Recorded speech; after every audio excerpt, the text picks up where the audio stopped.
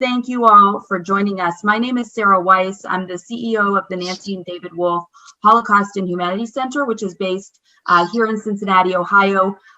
Just disclosure, I am not actually there. This is the background of our lobby, but I am actually in my basement, so full disclosure.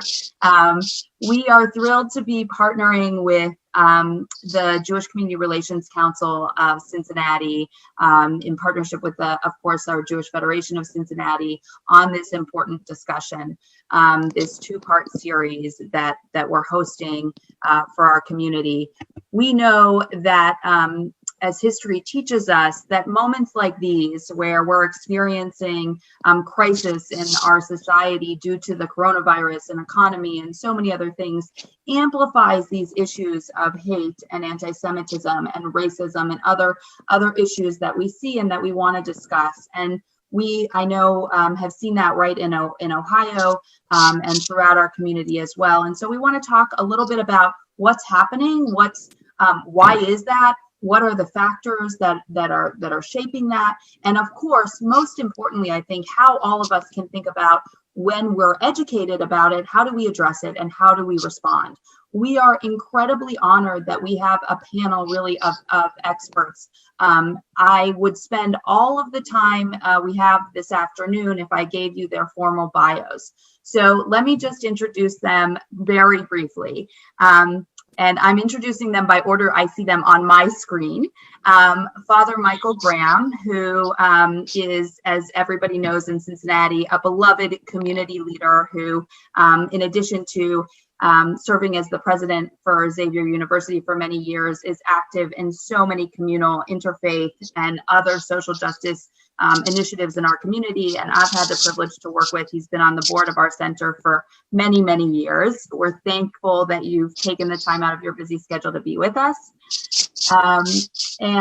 We also have joining us from the West Coast, we're honored to have Eric Ward, who is really one of the leading experts on helping us and others nationally understand the intersections of hate, extremist behavior, and really thinking about how do we combat that? How do we help those who are vulnerable to extremism and really confront that in meaningful ways that really help really all of our society and ensure our democratic institutions are sustainable far into the future.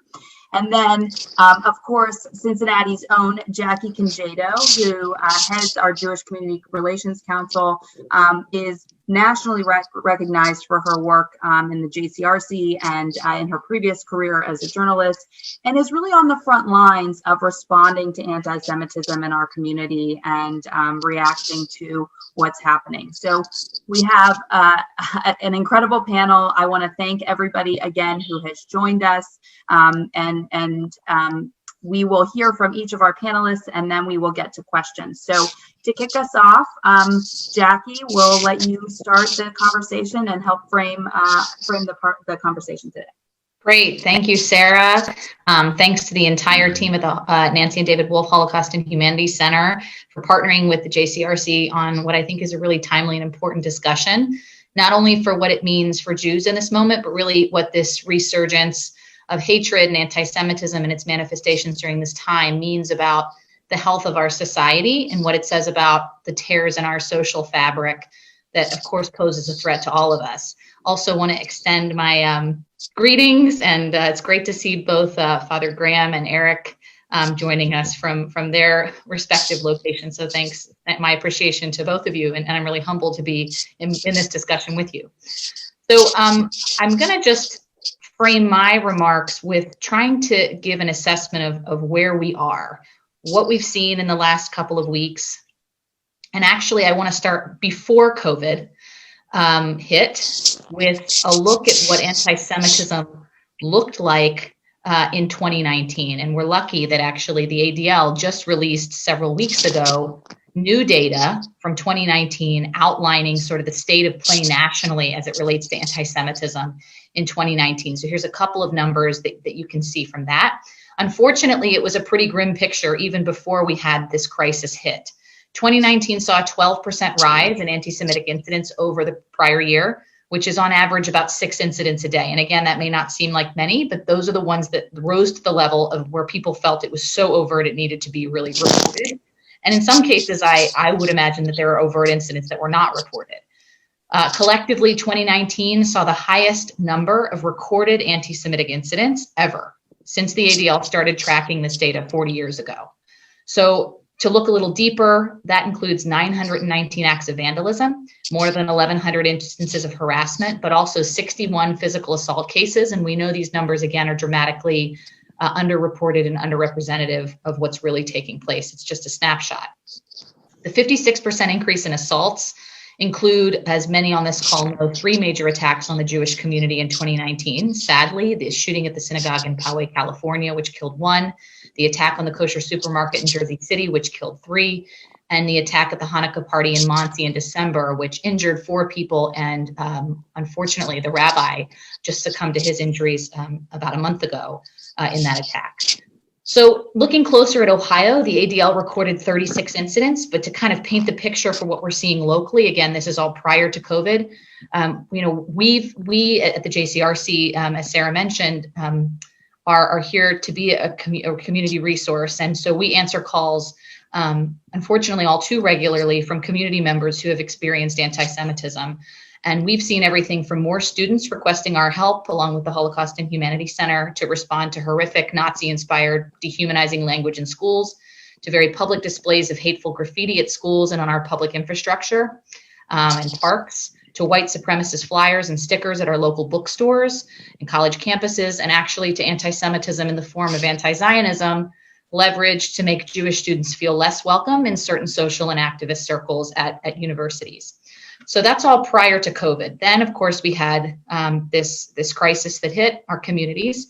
And what we've seen then, since then, is really both new manifestations of age-old anti-Semitic tropes and rhetoric, and new methodology by extremist groups, meaning anti-Semites are using new means and tactics, taking advantage of this interruption, the situation, and all of the dynamics at play to attempt to influence others and spread their hate. I want to just showcase a couple of examples from here in Ohio, because I think they will help us sort of from a jumping off point, get a feeling for where we are. So these pictures are of a man who attended a recent protest outside the state capitol in Columbus. Many of you may have seen them. They have certainly made their rounds. People, of course, were gathered to protest the governor's stay-at-home order. And certainly we don't want to paint in with broad strokes here. I mean, there were people who attended these protests who were concerned about their jobs and the economy, who were behaving peacefully and not hatefully. But it's important to note that this is what's mixed in, and very intentionally so. You know, we know that these extremist actors want to be part of crowds like this to try and spread their hateful messaging. In this case, you have a man who is holding probably one of the most classically anti-Semitic images you could muster up, a rat with a Jewish star and the sign reading "The Real Plague." We have an interesting situation here in Ohio because Ohio's health director, who is very much in the public spotlight, Dr. Amy Acton, is Jewish.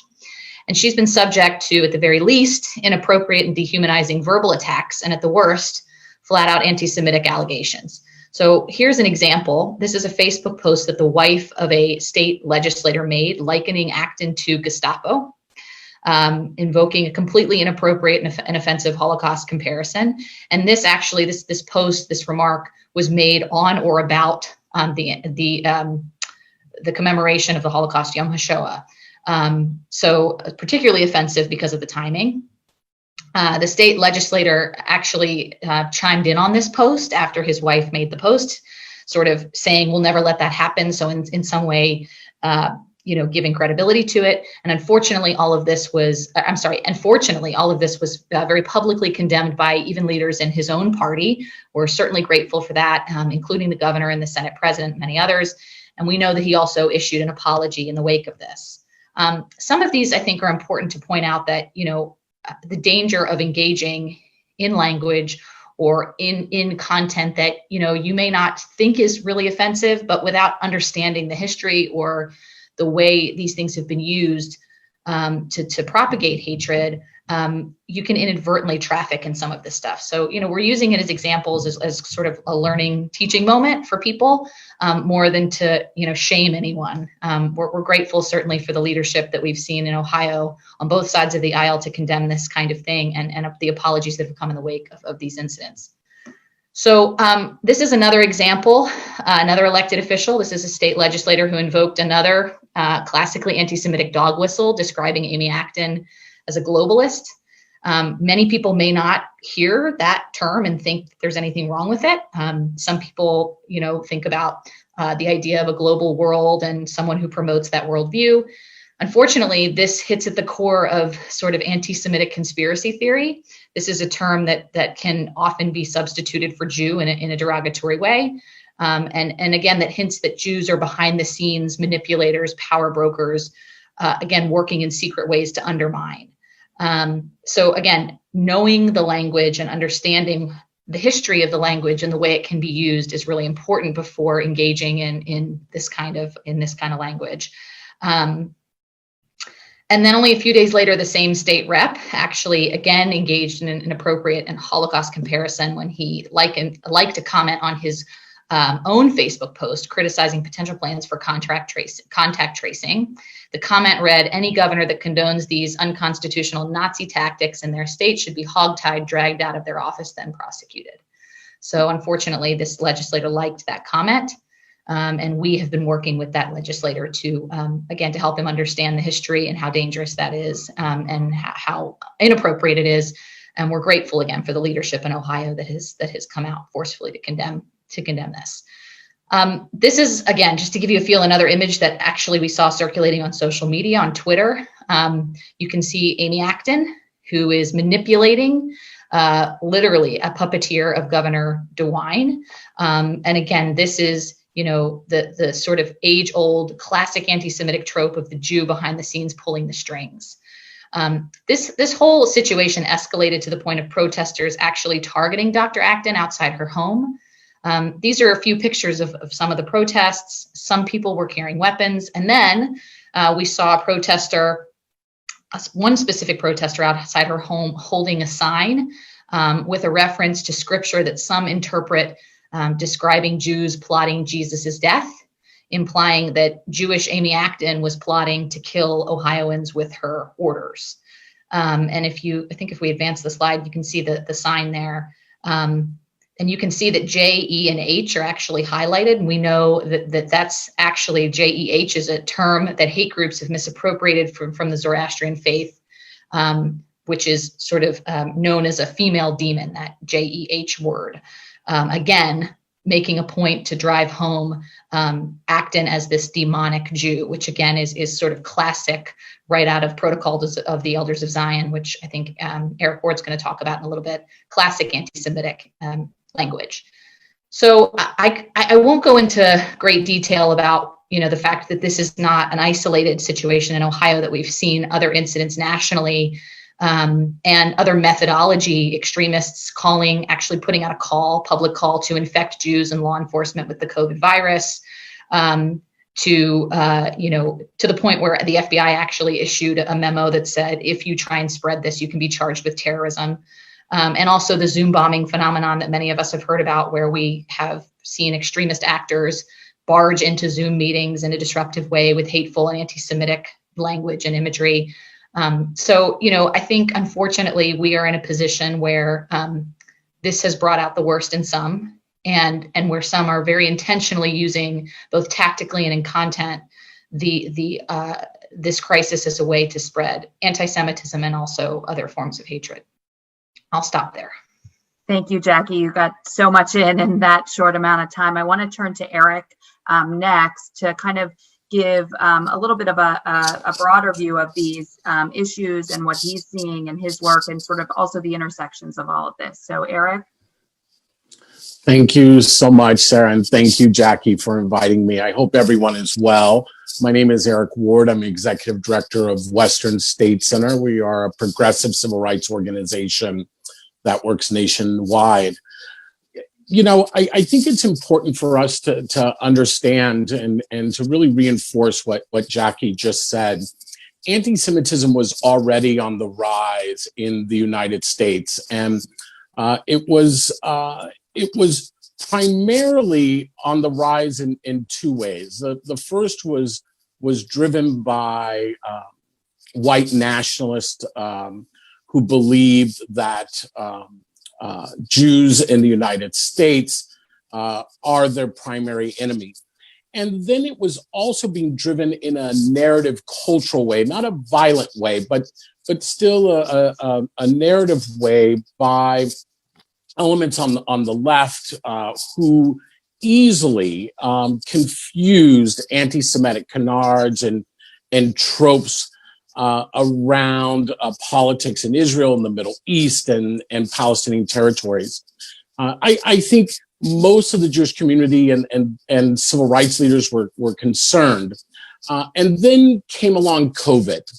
One of the things that I think is important to hold here is that it is not COVID that is making anti-Semitism more prominent. And in fact, I would argue it wasn't even the white nationalist movement.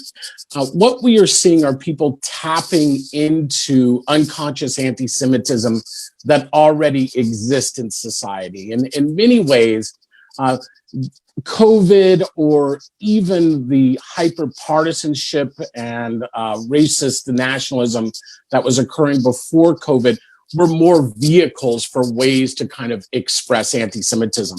My argument is this, that left unchecked, anti-Semitism will continue to raise its head in the United States for many reasons.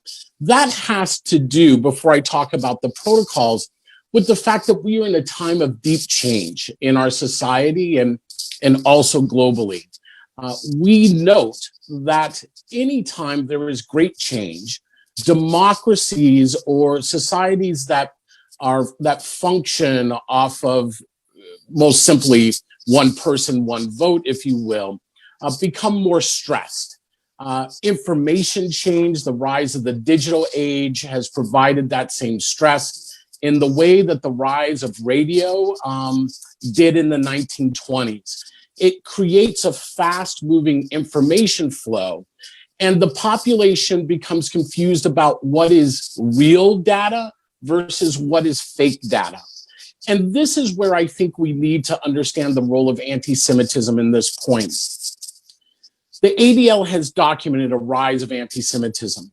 But even in the wake of COVID, both the Anti-Defamation League, Southern Poverty Law Center, even our own organization, Western State Center, continue to monitor an increasing level of anti-Semitic chatter. This chatter is not simply coming from the fringes of society, but are also being mimicked by elected officials, those who are politically active, and civic leaders. It ranges around canards that place Jews at the center of a conspiracy, of a world domination. And what we know is that in the 2.5 months since the nationwide shutdown to deal with the global pandemic, there have been 4 attempts at mass murder that have occurred in this country that have been disrupted by law enforcement. The first, as mentioned already, was an attempted attack on a Missouri hospital, an individual who was planning to attack COVID patients and their medical doctors because he believed that COVID was an anti-Semitic conspiracy. Then 2 events were disrupted weeks apart in Massachusetts, where one individual had actually planted an explosive device outside a Jewish senior care home, and another was arrested by police days away from planning an attack on Jewish and Muslim religious institutions in the state of Massachusetts as well. Then 2 weeks ago, the FBI arrested an individual who was planning a mass attack in Brooklyn, targeting Jewish leaders and Jewish institutions. Where is this anti-Semitism coming from? I think to understand how conspiracies are playing out right now, and answering people's confusion around fact, we need to understand a document called the Protocols of the Elders of Zion.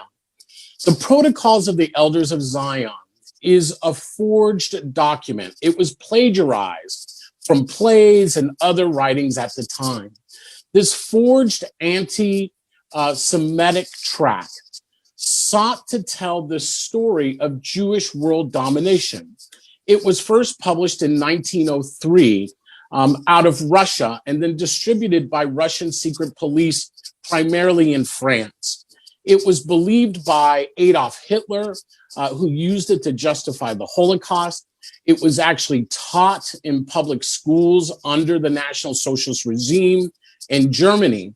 And even though proven to fact numerous times in the early 1900s, the book continues to circulate internationally in dozens and dozens of languages.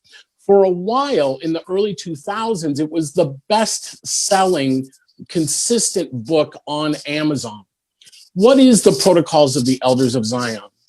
This plagiarized document that purported to tell anti-Semitic narrative around Jewish control says that one night, because I guess that's where all conspiracies happen at night, in the middle of a graveyard, that Jewish elders gathered to plot the takeover of Jewish Christendom. And that the way that Jews would attempt to do this was through the control of finance, the control of media, through blood sacrifice, and the list goes on. There are actually about 26 protocols. This book caught steam, and I think it's important for us to understand why it still catches steam. It catches steam because it is a well-written narrative. It is a narrative that is actually very enticing because it takes complex world problems and condenses them into an easily understood narrative. How popular are the Protocols of the Elders of Zion? I say so popular that they have actually influenced almost every alien invasion film ever made. It is also true that those who are making these alien invasion films have no idea, most of them, of the Protocols of the Elders of Zion, have never heard of the book, have never heard of the individual protocols, and don't hold anti-Semitic beliefs. But the fact of the matter is that the narrative has been so influential that it weaves its way through film, through culture, and how people see the world even today. The book, The Protocols of the Elders of Zion, is best symbolized by the imagery that you see in front of you. One is the spider weaving its web with the very stereotypical caricature of a Jew. The other is the octopus. These are two images that get used often, not always related to anti-Semitism, but always driven by these protocols. It is why it is important for Jewish leaders and non-Jewish leaders to do education with their base around the histories of this anti-Semitic narrative. It is within this narrative that many of the conspiracies that we struggle with today now exist. Over the last 2.5 months, Western State Center has now documented over 163 anti-Semitic incidences. Those are statements that have been made publicly by elected and civic leaders. That is internet chatter, and those are potential acts of violence. Much of it is driven around the idea that Jews are responsible for the spread of COVID in one way or another. It started early on with the rumor that Israel somehow had already discovered a vaccine. The truth is that Israel was merely working on a vaccine. And the story began to spread that somehow Israel and Jews must have known that this was coming. Similar to the anti-Semitic accusations that were made around the 9/11 terrorist attacks. But it has evolved not only within the internet, but also at the street and community level.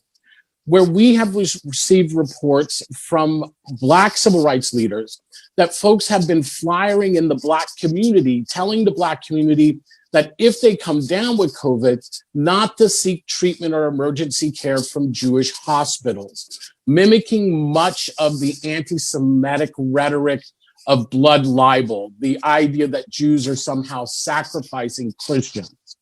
These anti-Semitic tropes are very serious because we know that they open up the space for violence, not merely just violence against the Jewish community, such as the Tree of Life Synagogue, but also violence towards minority communities. It is important for us to understand that in the same way that the attacks on the Tree of Life Synagogue, on the Poway Synagogue, were driven by a belief that Jews were part of a globalist conspiracy to allow immigrants and refugees in the country, that the individual who killed dozens of Latinos in El Paso, Texas, was driven by the same conspiracy.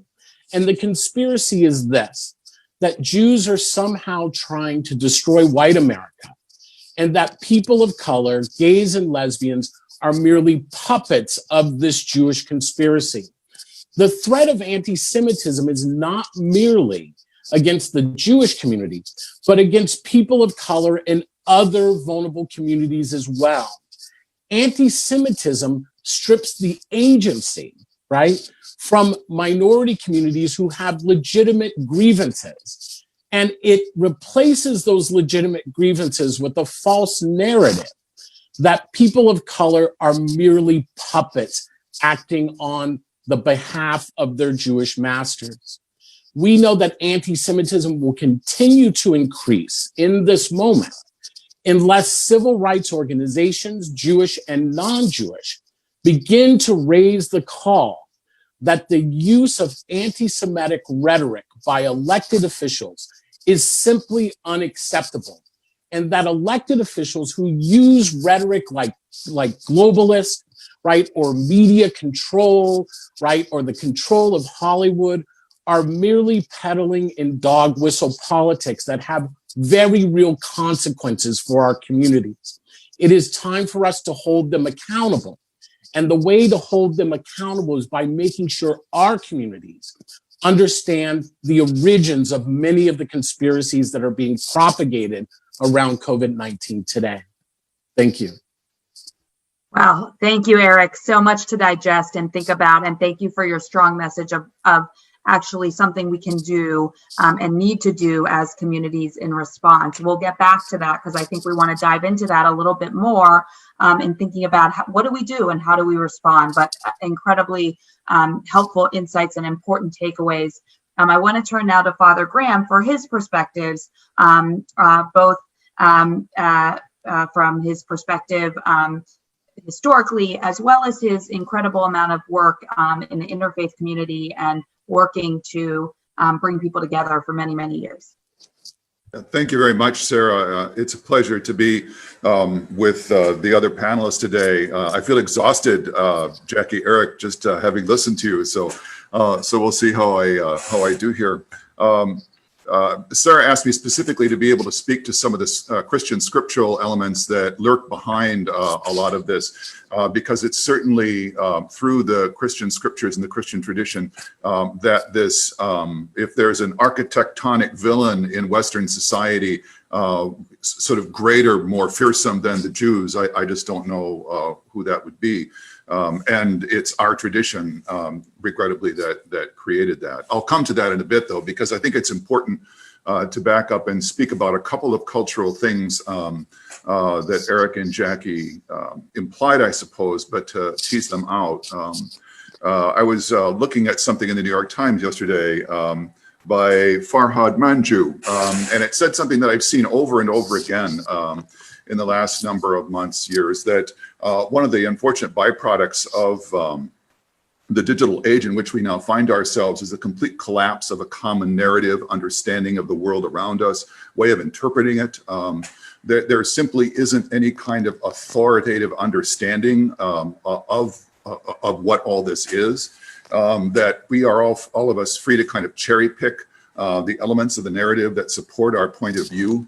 And then we retreat to our digital echo chambers facilitated by social media to talk with those who agree with us and who think the way that we do. And so there's been a real shattering of the opportunity for a common narrative, I think. Meanwhile, what's also happened is that these alt-right, far-right groups that were previously rather isolated from one another have the ability to create their own communities on the web. There's an interesting article in the Atlantic within the last couple of weeks on something called QAnon. If you don't know what QAnon is, you should, because so far it's relatively small, maybe 10,000 members, but the worldview behind it rises right out of the sorts of things that we're speaking about today and talking about a globalist conspiracy, and it sort of hardwires a number of different things to it. But it manifests itself in a whole variety of ways. There are elected officials now who have to kind of bow in the direction of the QAnon scriptures that seem to be emerging, for example. So all of that has become part of the reality around us as well. And of course, it must be said that our national political leadership, when it doesn't explicitly condone this kind of language, at least gives it permission. So much so that other elected officials sort of down the Democratic food chain now know that a way of appealing to this base is by using these age-old tropes. And so it's become, the fact that it's become more commonplace in other elected officials is because they have seen that it works and are playing into it as well. I suspect that it's more than they're simply seizing upon something because it happens to be successful, but indeed it really captures the outlook of the world that is important to them. So I think all of that needs to be said, because that's part of the environment in which we find ourselves. You know, that there's a politics afoot of white self-promotion that depends upon a certain paranoid view of white insecurity, and the politics in fact underlines that view of white paranoia in a lot of ways. Then you layer on top of this the present pandemic crisis in which we find ourselves. I really appreciated, Eric, your comments about how in an accelerating world of change, people look to be grounded somewhere and for somebody to blame, right? And so that's part of what's happened in the pandemic outbreak, I think. I found it interesting in doing some reading to discover that in previous pandemics, there was also a turn to discover who was at fault here and to blame somebody, as if somehow there's somebody behind the scenes who's really causing this. The Chinese obviously are the great example here, but we wouldn't be here today if they were the only ones, would we be? But you also layer on top of that the fact that, look at what we're doing today, right? We're interacting with one another through this digital environment. And we've all been doing that more and more lately, which means that more and more people have been just a few clicks away more often during the course of the day from 4chan postings and so on that can take them right to QAnon and the rest of this stuff.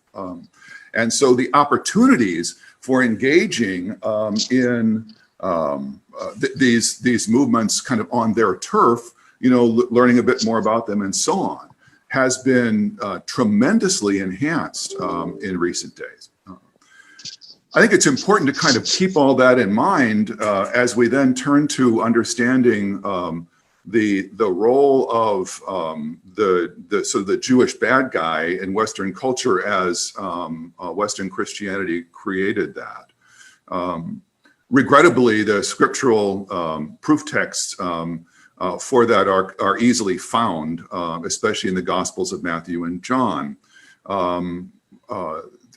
And regrettably, for centuries, those scriptures were interpreted in a relatively flat kind of way. Thank you. Interpreted in a relatively flat kind of way. That is to say, they weren't understood within the context within the very strong argumentative context within which those texts appeared. As Christians were seeking to establish themselves and identify themselves out of the synagogue, and there are a lot of controversies around that.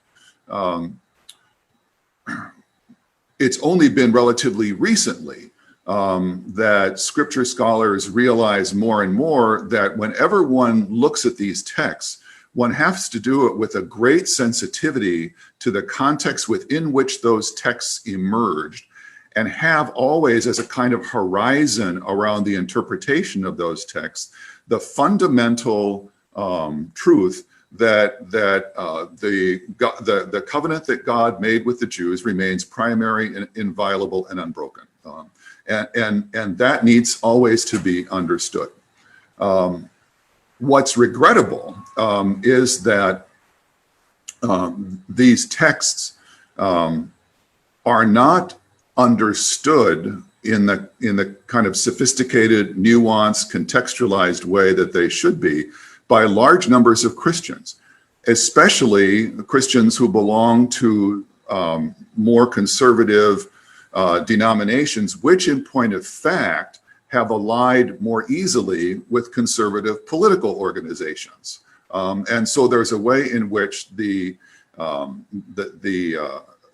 texts are regarded in the words on the page as having a kind of divine authorization and sanction. There's no need to understand them any further than that.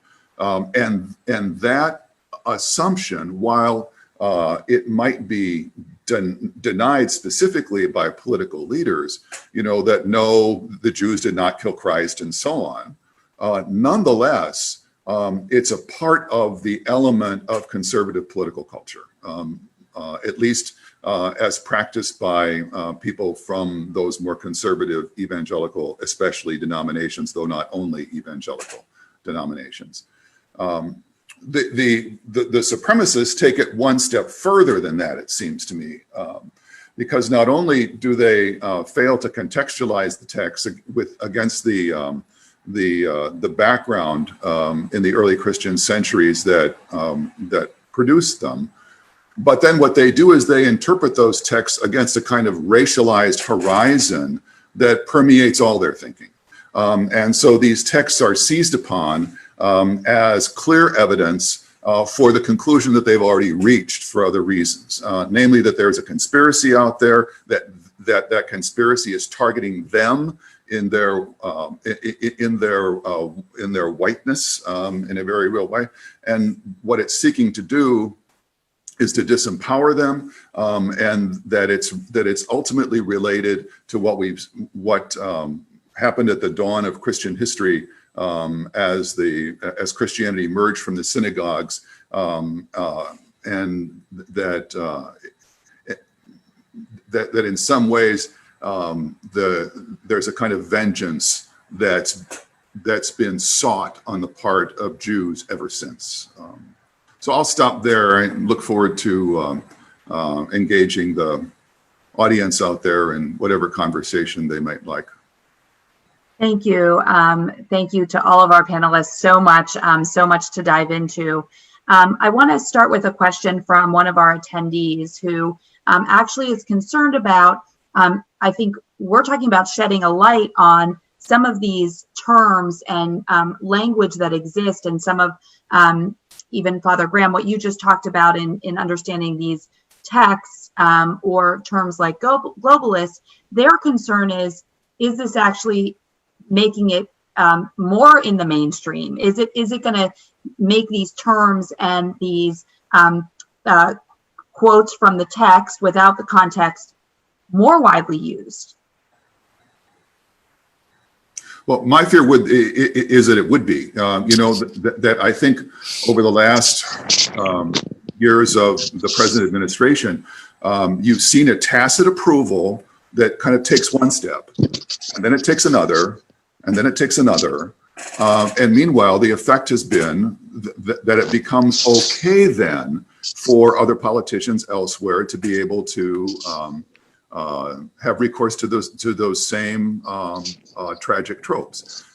So that in point of fact, I think that's really what we're seeing is the mainstreaming of this in a way, and therefore it takes us back, I think, to what Eric was saying about the real need for vigilance about this, and for being very clear about what's acceptable and what is not acceptable. I think there's a film that a couple people are referenced that they just saw and will be shown on PBS next week called Viral, which really talks about the various mutations of anti-Semitism. And there's a line from that film that says, many people don't even know they're infected. And so with some of the language, they may or may not know, but to Eric's point, do we still have a responsibility? But then when we educate, are we actually putting that out there more? So Eric, can you respond to that from an educational view? Yeah. So I think that it's a legitimate concern. I think there is a fear, right, about are we opening up the floodgates by acknowledging what's happening? I always think that's important to weigh. I think we are in a different moment, though. It is out there, and it is being discussed pretty regularly, and it's being discussed in ways that are without context, right? And so we can allow that discussion to happen through QAnon, right? We can allow white nationalists to peddle it. We can allow elected officials to continue to both manipulate the real consequences of the Holocaust by claiming equal status. But there is a price to pay for that, right? Which is there are now hundreds of thousands of Americans who are being exposed, either consciously or unconsciously, right, to the narrative of the protocols of Elders of Zion, without anyone putting it into context in terms of what they are hearing and what they're reading. And we should be clear, right? While it starts out as an entertaining story to many, it becomes a believable story because there is no counter to it right now. And it is the same thing that I would kind of educate, I would say about why media literacy is so important in this country, right? You are not going to stop false media from occurring under these new kind of technological standards. We are just in a new age in terms of how people receive information. And so what you need is a better educated public. And being a better educated public in a democracy means understanding how conspiracy theories lead to scapegoating, not to solutions to the problems that we all face. So I think, yes, there is a danger that it further kind of spreads the idea of the protocols, but it spreads it with a context. And there's a danger in not contesting that space, which is people are starting to walk around with increasing numbers, as we can see from the graffiti that is appearing, the posters that are appearing at events around the country, that folks are now starting to find the theory believable. Lots of questions coming in. Thank you. Keep them coming. And thank you for that answer. I'm going to pivot a little bit and actually maybe come back to this. But somebody is sharing or asking about, which we covered a little bit, but we've talked a little bit for the last few minutes about the far right, but they're asking about the left. Jackie, do you want to talk a little bit briefly about how we're seeing manifestations left, right, middle, and otherwise.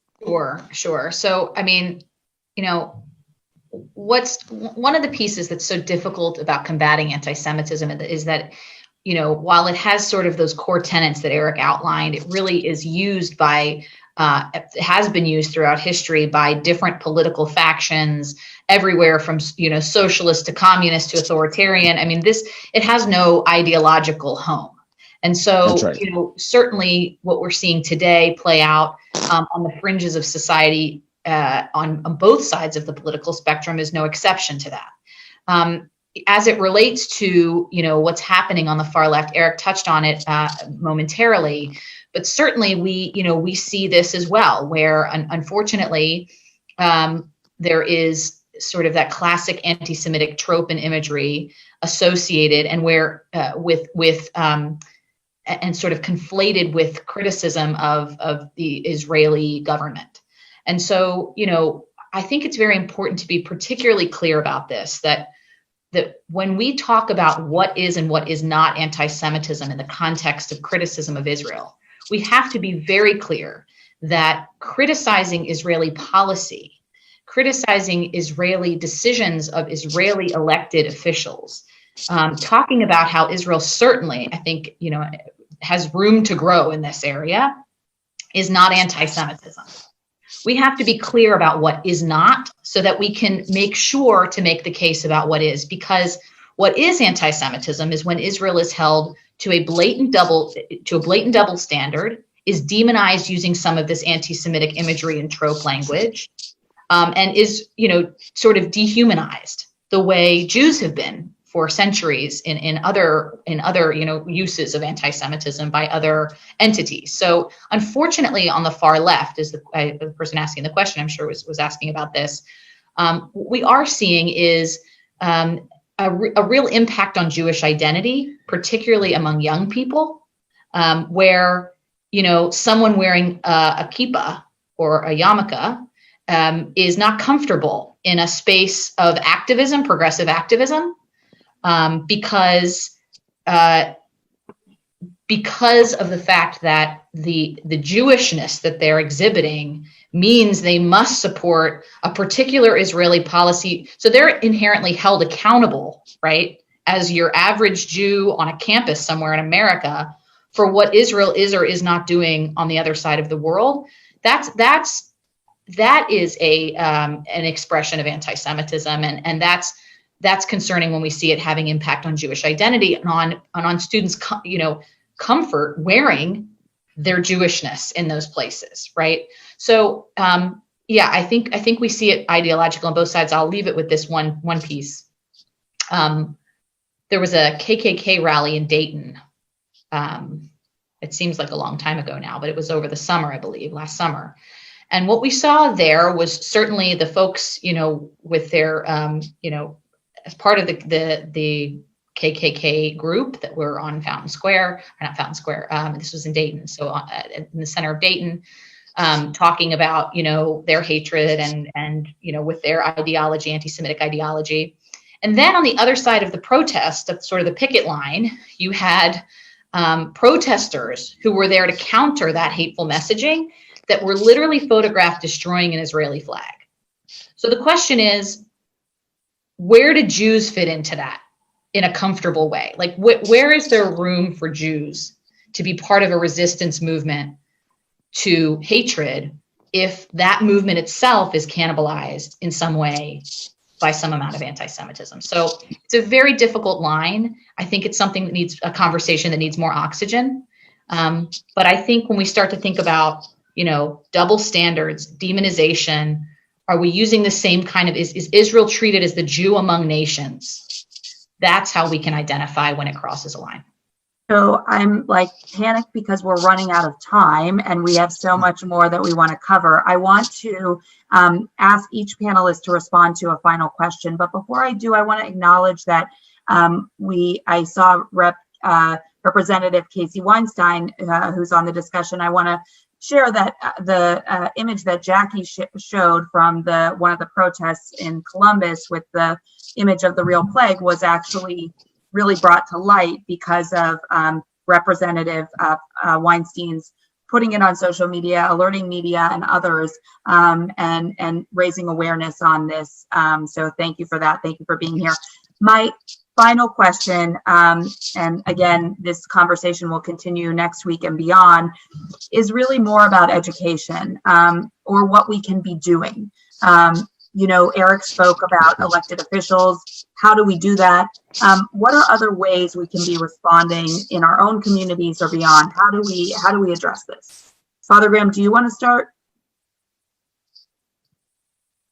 There we go. Sure. We're very blessed in Cincinnati to have a whole network of organizations, each of which has its own mission, perhaps, whether it's the Holocaust and Humanities Center or other organizations, as Jackie leads. But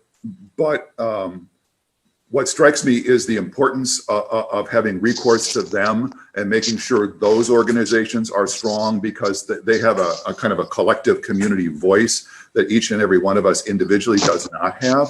That I think if I'm to ask the question, what might I do? I think that I start feeling kind of alone and powerless until I realize that if I'm a part of a network, then there's a chance of having strategy and figuring out how one goes about it in a sustainable, long-term kind of way that has multiple different levels to it and the like. So I'm grateful, Jackie, to you for the work that you do, Sarah, you as well, obviously here, and so that we need to keep these organizations in our communities very strong, very forward-looking, and very focused. Thank you, Eric. Oh. Yeah, I would just say, I'll be really concrete. I think there are a number of organizations and academics and professors who can give people a good understanding of the protocols of the Elders of Zion and the anti-Semitic canards. Other communities have faced their own stereotypes that have been used, anti-Catholic, right? Anti-Black, anti-immigrant, anti-Irish, anti-Italian. I'd love to see community groups link up with Jewish organizations for an evening, a virtual, hour where they have a half hour learning about the protocols, and then a half hour being able to share in their own community, right? How anti-Black stereotypes have impacted, the Black community, or for Catholics to be able to talk about how anti-Catholic stereotypes. And then for folks to just spend 15 minutes writing a note to an elected official, not about legislation, right? Just about how that type of stereotyping and scapegoating, the impact that it has had, right, on both communities. It's an easy way to show solidarity right now. And I really think our elected officials and community leaders, right, they don't have to be just elected officials, really need to hear from us right now that this is important. There are so many things happening. It's hard for them to track everything that's happening. It's our job, right, as individuals and as community leaders to let them know that this is happening, and they can do something very easily. They can just publicly condemn it. I'll add one last piece, which is, in my role, we hear a lot from the right about what the left is doing and from the left about what the right is doing. And I think right now we all have to take inventory of where we sit politically and who our networks are and where we have influence. And we have to speak truth to the people in our circles that we have relationships with, that we have empathy with, that we have the same language and vocabulary. There's plenty of work to do on both sides of the political spectrum here. And so think about where you sit, think about who's in your network, your family and your friends, and start with those conversations. When you hear things that sound like they may be a little off, start with those places. And if we're all doing that work, I think we can make a dent. Thank you for these concrete steps. I think all of us can make a difference in this. And the good news is, by for example, this conversation, the number of people who showed up today and said, I want to be part of learning and doing something and taking action shows that most of American society does not want these tropes and these anti-Semitic incidents to continue and to grow and to take hold in a way that would be dangerous to our entire society. And I think that gives me some hope. Next week, we will be back together to look at this really from the lens of how other minority groups are impacted in this moment. And again, to continue the conversation about exactly what Eric was saying. How do we learn from each other and hear each other's stories and work together to address this holistically and speak up together to ensure that all of us are safe and secure and have the opportunity to thrive in Cincinnati, in Ohio, and the United States. I want to again thank all of you who have joined us this afternoon. I want to most of all thank our panelists who have taken time out of their busy schedules to share their expertise, their wisdom, and inspiration, and giving us concrete ways that we can each make a difference. I'm incredibly honored that I got to be a part of this panel. If anybody has further questions, we will try to follow up with you and continue the conversation next week, same time on Thursday via Zoom. So on behalf of the Holocaust and Humanities Center and the Jewish Community Relations Council of Cincinnati, thank you all for being with us. And I hope everybody stays well and keeps the conversation going. Take care.